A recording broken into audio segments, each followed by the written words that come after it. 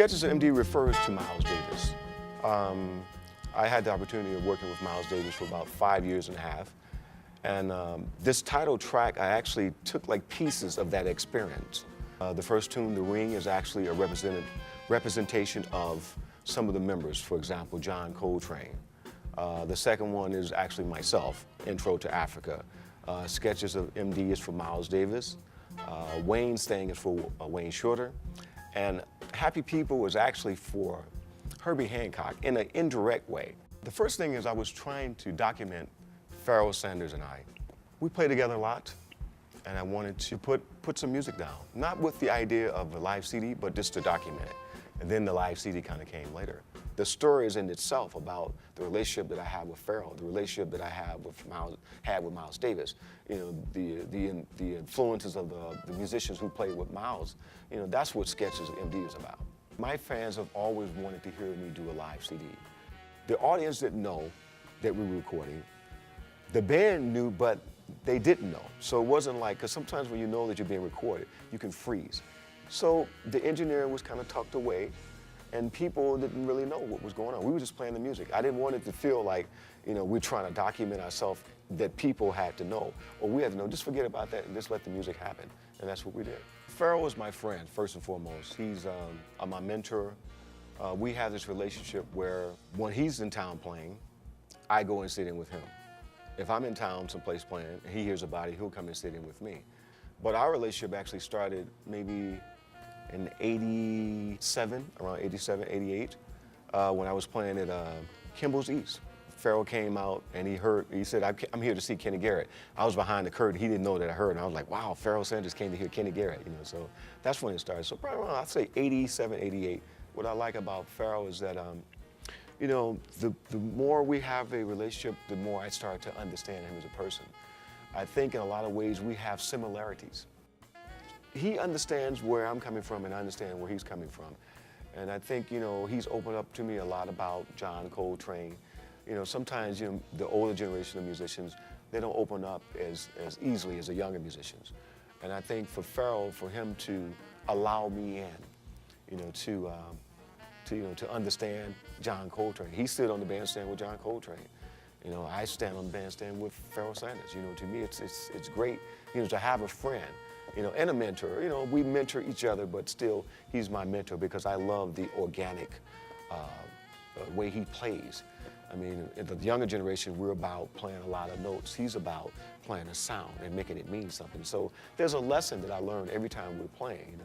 Of course, we know we have the great Pharoah Sanders on the tenor saxophone. We have Nat Reeves on the bass, who's actually been with me for, oh man, we came to New York together, you know. And so he's played on so many of my CDs, so he's been my backbone, you know. You have Benito Gonzalez, who's a young and up-and-coming piano player. People have to look out for him. He's going to make some noise. He's from Venezuela, and he's only played with me for about a year. And then there's Jamire Williams, who comes from this Houston string of drummers. Jamire is another guy we've got to look out for too. You know, he's really making some noise. The Ring was actually a composition or an idea. I remember I was at Pharoah's house just hanging out, and we were practicing these overtones. On the saxophone, you have overtones. And so I came up with this kind of snippet, you know, for melody. And so Pharoah said, why don't you work on that? And so I went back and I kind of worked on it a little bit. I called Pharoah, it wasn't quite there. And so when we decided to record, that was one of the pieces that I put together, you know, for the CD, which is the first track, you know, The Ring. The second one, which is Intro to Africa, was another tune that I was thinking about, you know, just from a black experience. Because when you think about the first part of it, it's really gospel.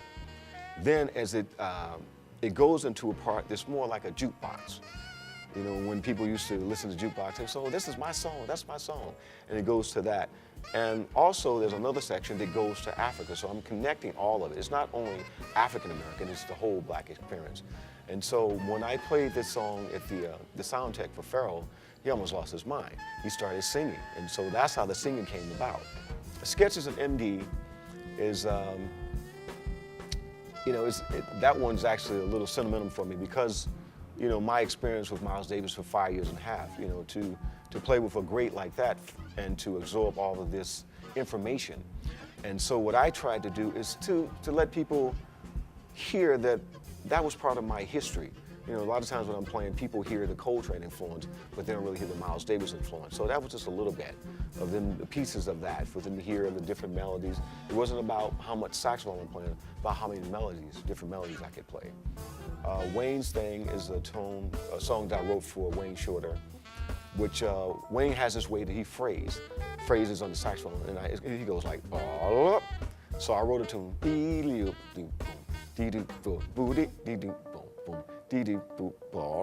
so I'm using Wayne's inflection for this song, you know. The last song, which is Happy People, is another one that people just love, you know. And I travel the world, you know. I've been to Japan, to Korea, you know, to Europe. And when I get to this song, there's something about the song that brings people, it brings, you know, I guess it just, they can't control themselves. There's something in this song, you know. I guess it's for the happy people. And if you're not happy people, by the time you come out, you'll be happy people. You know. I love to perform live because the audience gives you energy back. I mean, we're given a lot of energy. And so what I'm trying to do, I want the audience to know that it's okay. If you feel something, you can shout out. You know, if you feel something, you want to get up and dance, that's fine too. It's just, we're here, you know, for them to have a good time and forget about their problems if they have any. You know, but just have a good time.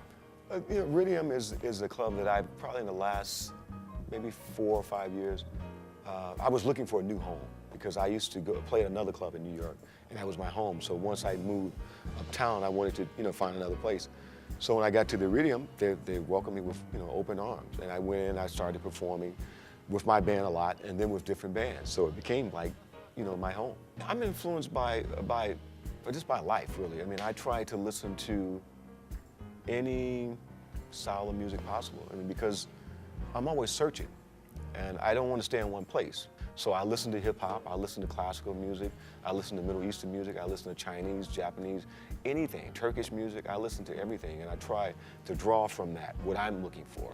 My experience with Miles was a little different than a lot of people. I was there the last five years of his life, and there was a lot of respect and love that he showed me. I mean, if you've seen some of the footage of like me playing Human Nature, during that time, people didn't give, you know, a saxophone player, you know, 15-minute solos, 10-minute solos. So for me, it was a lot of respect, you know, for him to say, okay, go ahead. You know, this is my platform, but I want you to show people. But I think the thing that sticks in my mind about Miles is that he really taught me how to just be myself. You know, regardless of what the critics think about, you know, your music, about you, just be who you are. And so that was one of the biggest lessons, you know, that I learned from Miles, just to be Kenny Garrett, and that's what I do. I play my music and try to find it, and you know, sometimes it takes a little longer for people to understand it, but I think once they get it, then everything's all right. All jazz doesn't sound like this. This is a Kenny Garrett experience, you know, and so this is what this is. This is a Kenny Garrett experience, so I think everyone should have an opportunity to hear it.